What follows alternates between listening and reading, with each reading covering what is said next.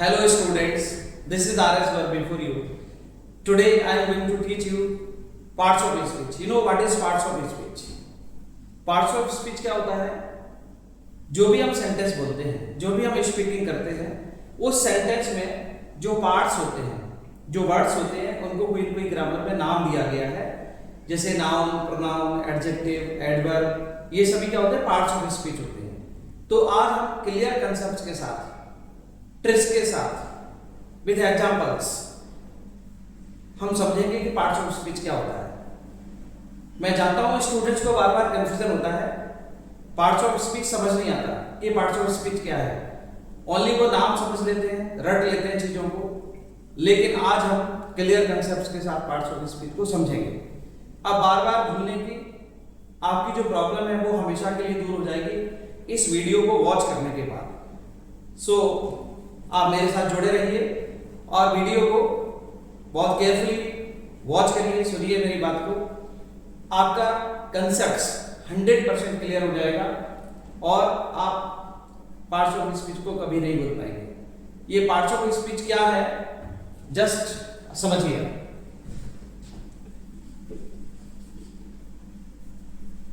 Parts of speech,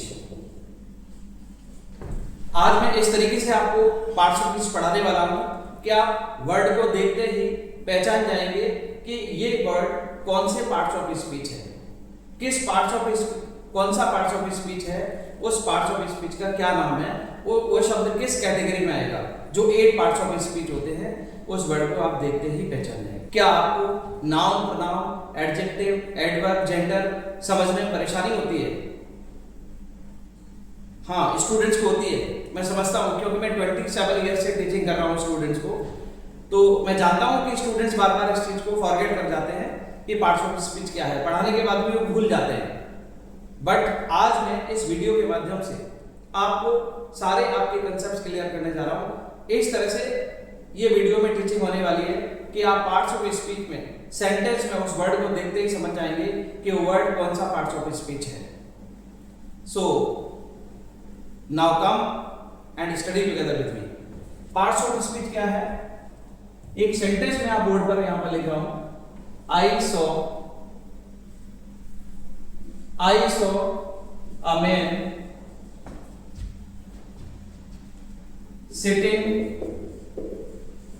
under a tree. I saw a man sitting under a tree. ये जो sentence मैंने आपको लिखा, ये मेरा स्पीच है, ये मेरा एक स्पीच है। मैंने एक सेंटेंस जो बोला वो मैंने बोर्ड पर आपको लिख दिया। अब इसमें देखिए, इसमें जो वर्ड्स हैं उनको कोई ना कोई नाम दिया गया है। ये जो नाम दिए गए हैं वही पार्ट्स ऑफ स्पीच होते हैं। जैसे आई क्या है, इसमें प्रोनाउन है। सो क्या है, इसमें वर्ब है। ए क्या है, इसमें आर्टिकल है। मेन क्या है, इसमें नाउन है। और सिटिंग क्या है, इसमें वर्ब है। अंडर क्या है, प्रीपोजिशन है। ट्री क्या है, अगेन नाउन है। ए क्या है, अगेन आर्टिकल है। तो जो वर्ड्स को जो नाम दिए गए हैं, इन वर्ड्स से जो सेंटेंस बना,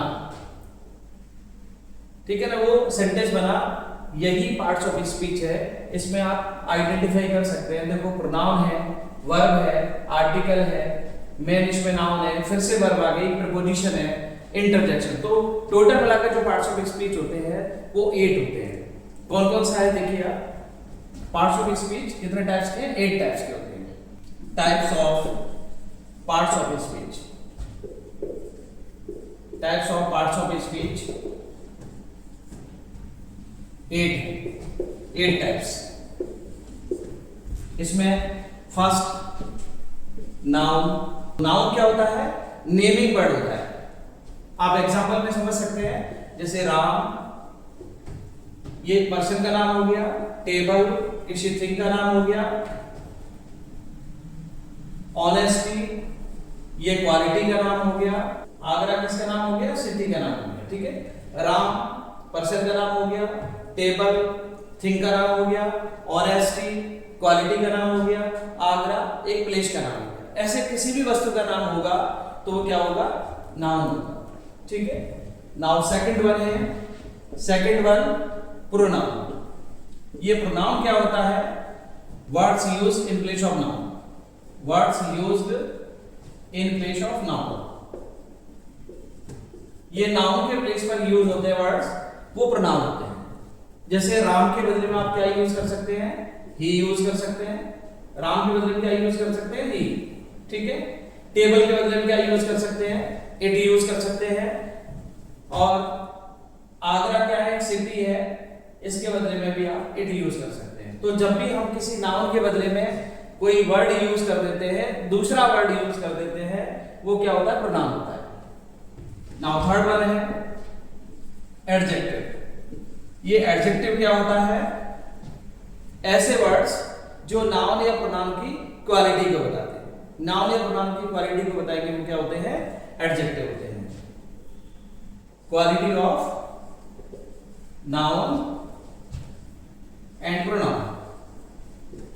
नाउन एंड प्रोनाउन की क्वालिटी को बताते हैं, वो क्या होते हैं? एडजेक्टिव होते हैं। जैसे मैंने कहा राम इज ऑनेस्ट, राम ईमानदार है, राम इज ऑनेस्ट। तो राम कैसा है? ऑनेस्ट है। राम यहां पर नाउन है, इस नाउन की क्वालिटी को बताने वाला ये शब्द है ऑनेस्ट। तो ये क्या हुआ? एडजेक्टिव। तो ऐसे शब्द जो नाउन एंड प्रोनाउन की क्वालिटी को बताते हैं, वो एडजेक्टिव होते हैं। सेकंड एग्जांपल, इज टॉल, वह टॉल है। वह कैसा है? टॉल है। तो इसमें टॉल शब्द है, ये किसकी स्पेशलिटी बता रहा है, किसकी क्वालिटी को बता रहा है? प्रोनाउन। तो प्रोनाउन या नाउन की क्वालिटी को बताता है, वो क्या होता है? एडजेक्टिव होता है। तो इसमें टॉल एडजेक्टिव हुआ, इसमें ऑनेस्ट एडजेक्टिव हुआ। नाउ फोर्थ वन क्या है? एडवर्ब। एडवर्ब क्या है? ये किस किस की क्वालिटी को बताता है? Quality of verb, adjective, adverb itself. Means adverb क्या होता है? ऐसा शब्द, ऐसा कोई वर्ड जो वर्ब की क्वालिटी को बताए, जो एडजेक्टिव की क्वालिटी को बता दे, एडजेक्टिव की क्वालिटी को बता दे। ठीक है। एडजेक्टिव एडी से लिख देता हूं शॉर्ट में। ठीक है। एडजेक्टिव की क्वालिटी को बता दे, एडवर्ब की क्वालिटी को बता दे। एडवर्ब की क्वालिटी को बता सकता है। तो ऐसा वर्ड जो वर्ब, एडजेक्टिव, एडवर्ब की क्वालिटी को बताए, वो क्या होता है? एडवर्ब होता है। जैसे एग्जांपल मैं आपको दे रहा हूं इसमें, शी स्पीक्स नाइसली, वो अच्छे से बोलती है। She speaks nicely. तो यहाँ पर स्पीक क्या है? वर्ब है। इस वर्ब की विशेषता बताने वाला नाइसली क्या है? यहाँ पर एडवर्ब है। ठीक है। तो जो वर्ब की विशेषता बताता है, वो क्या होता है? एडवर्ब होता है। डिटेल में मैं आपको सारे टॉपिक्स फिर से पढ़ाऊंगा, नाउन को पूरा डिटेल पढ़ाऊंगा, पूरा क्लियर कांसेप्ट्स के साथ, एक्सरसाइज के साथ, पूरा बेसिक सारे सब कुछ बताऊंगा। ऐसे सारे टॉपिक्स आपको टीच करूंगा।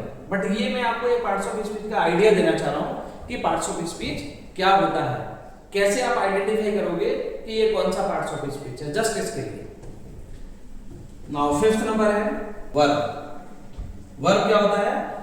ये एक्शन को बताता है या फिर स्टेट ऑफ बीइंग को बताता है। वर्ब क्या होता है? ऐसा वर्ड जो एक्शन को बताए या फिर स्टेट ऑफ बीइंग को बताए। एक्शन को कैसे? मैं आपको दो एग्जांपल दूंगा यहां पर। एग्जांपल वन है, example one, she is doing home task. वह होम टास्क कर रही है, she is doing home task. तो इसमें देखिए डूइंग क्या है? एक एक्शन वर्ब है, क्योंकि इसमें काम हो रहा है, वो होम टास्क कर रही है, तो इसमें वर्ब हो रहा है। Students are playing football. तो प्लेइंग क्या है? उसमें एक्शन वर्ब है, क्योंकि बच्चे उसमें कोई ना कोई एक्शन कर रहे हैं, फुटबॉल के साथ में एक्शन किया जा रहा है, यहां पर होम टास्क किया जा रहा है। तो ये क्या है? एक्शन वर्ब है। कैसी वर्ब है? Action verb. सेकंड एग्जांपल है, ही इज एब्सेंट टुडे। वह आज एब्सेंट है, ही इज एब्सेंट टुडे। अब यहां पर देखो मेन वर्ब नहीं है, मतलब एक्शन वर्ब नहीं है, इसमें एक वर्ब है, वो कौन सी है? हेल्पिंग वर्ब है। इसको स्टेट ऑफ बीइंग वर्ब भी कहते हैं। क्या कहते हैं? State of being verb. ये स्टेट ऑफ बीइंग वर्ब। तो इस प्रकार से वर्ब्स रहते हैं, वो टू टाइप्स के रहते हैं। तो आप वर्ब आइडेंटिफाई कर लोगे कि वर्ब क्या है। ये जो इज लिखा है ये भी वर्ब है, और इसमें डूइंग लिखा है ये भी वर्ब है। एक इसमें कैसी वर्ब है, एक्शन वर्ब है, और दूसरी कैसी वर्ब है, स्टेट ऑफ बीइंग वर्ब है। Now 6 number is preposition. Prepositions show relation to other words. Show relation to other words. दूसरे शब्दों से रिलेशन शो करने के लिए प्रीपोजिशंस का यूज होता है। एग्जांपल प्रीपोजिशंस क्या है, जैसे टू आ गया, इन आ गया, इनटू आ गया, फॉर आ गया, विथ आ गया। ये कहीं के रिलेशन शो करते हैं। जैसे I am going to school with my friend, I was going to fair with some children. तो विथ इसमें क्या प्रीपोजिशन है, वो रिलेशन शो कर रहा है किसके साथ में जा रहा है। नाउ सेवंथ है कंजक्शन। Conjunction means characters.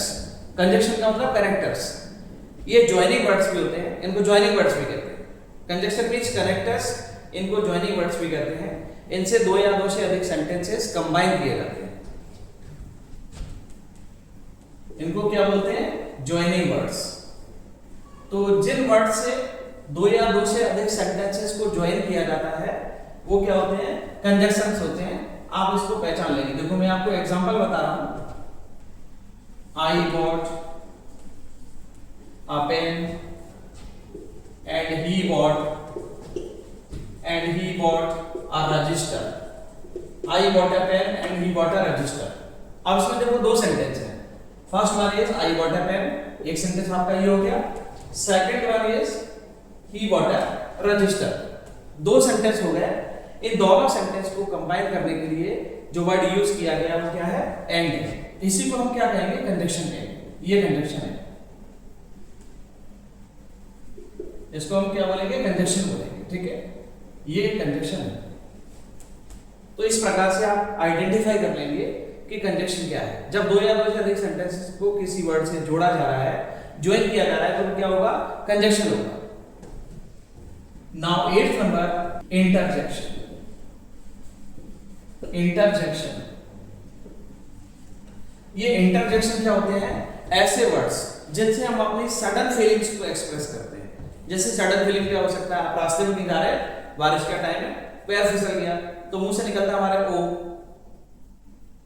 ठीक है, अरे, इस तरह के जो वर्ड्स बोलते हैं हिंदी में, इंग्लिश में, अलाश, ब्रेवो, हुर्रे, मैच चल जाते हैं, ब्रेवो, हुर्रे चिल्लाते हैं, ऑडियंस, प्लेयर सभी चिल्लाने लग जाते हैं। तो ये क्या होते हैं, एक्सक्लेमेटरी वर्ड्स होते हैं, इनको हम इंटरजेक्शन बोलते हैं। और इंटरजेक्शन में क्या होता है, एक्सक्लेमेशन मार्क लगता है। जैसे अलाश, ओ, ये एक्सक्लेमेशन मार्क लगता है। ये तो एक्सक्लेमेटरी वर्ड्स है।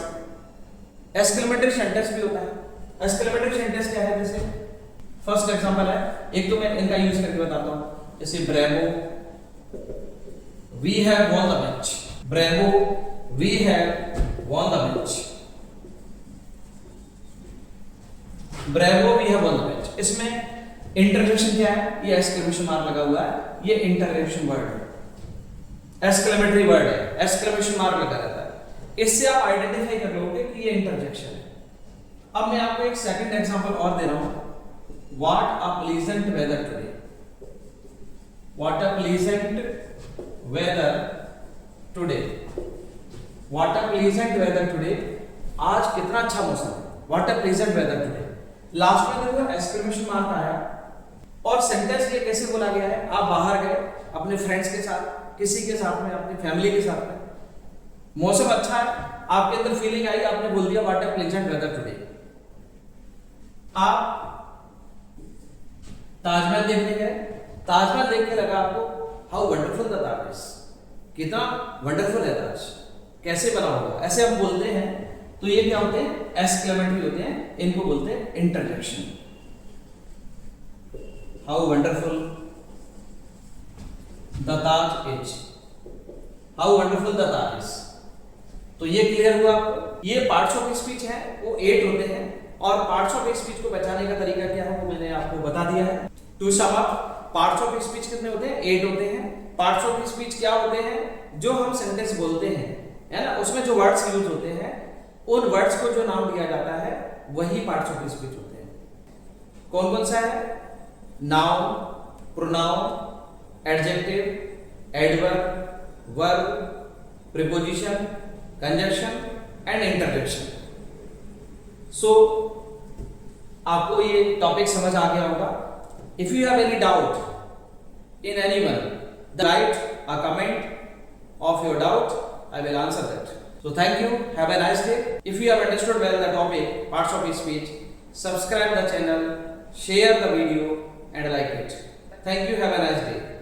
Such type of video you will get every day at 7 p.m.